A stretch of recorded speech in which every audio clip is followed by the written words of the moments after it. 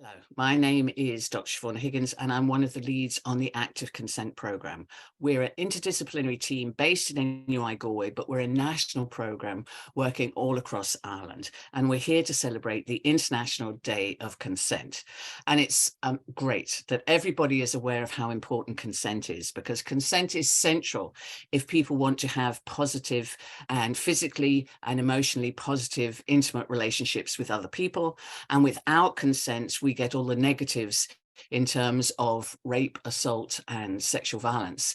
And the raised awareness of how important consent is to all of that internationally has meant that a lot of programs have developed across the world in order to support people to develop the skills and the confidence to actually communicate about consent. And that's where the Active Consent came out of. We're funded philanthropically and by government departments to actually explore how people can communicate better in terms of intimate situations and ensure that consent is ongoing, mutual, and freely given. That means that it's ongoing, not just a once-off yes, that it's mutual, everybody knows what's going on, and that it's freely given, not under the influence of drink or drugs, intentionally misled or pressurized into doing something that someone doesn't want to do.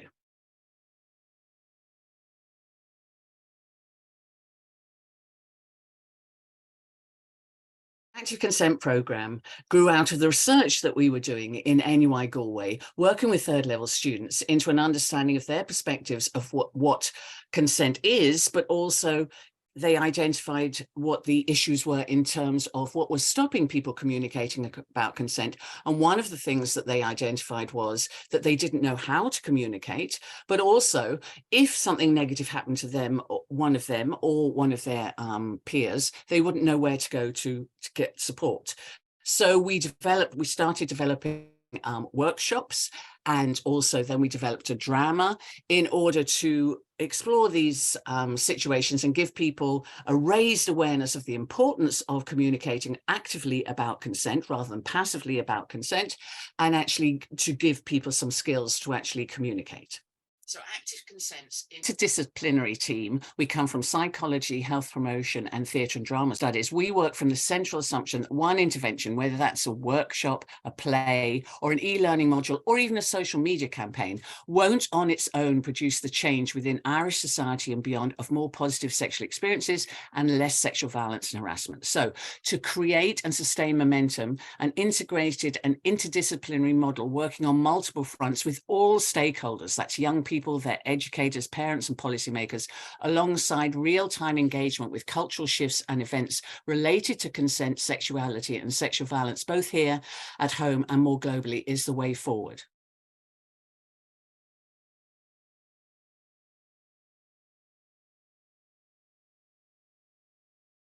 The way Active Consent works is to do the research first to find out people's perspectives and needs in terms of knowledge in relation to consent. And then we create resources working with all the stakeholders to ensure that they are going to be acceptable, engaging, effective, and feasible to roll out. So working with the ETB sector, we have training that we deliver online to staff, and that includes learning how to support the rollout of workshops and to run social media campaigns within their centres. But also we have more specific training for staff in terms of first point of contact training.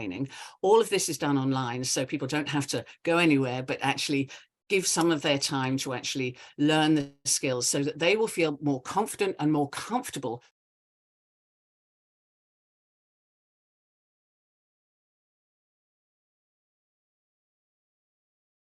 All of the resources that and the training opportunities that the Active Consent Programme offers are up on our Consent Hub. Consenthub.ie is where you can find out if you want to sign up for training, or you're interested in exploring some of our research, because all our research reports are up there, or just to get some insights. We also have resources there for parents, because parents are a very important part of all of this process to ensure that as we go forward, that every young person develops a physically and emotionally healthy adult sexuality.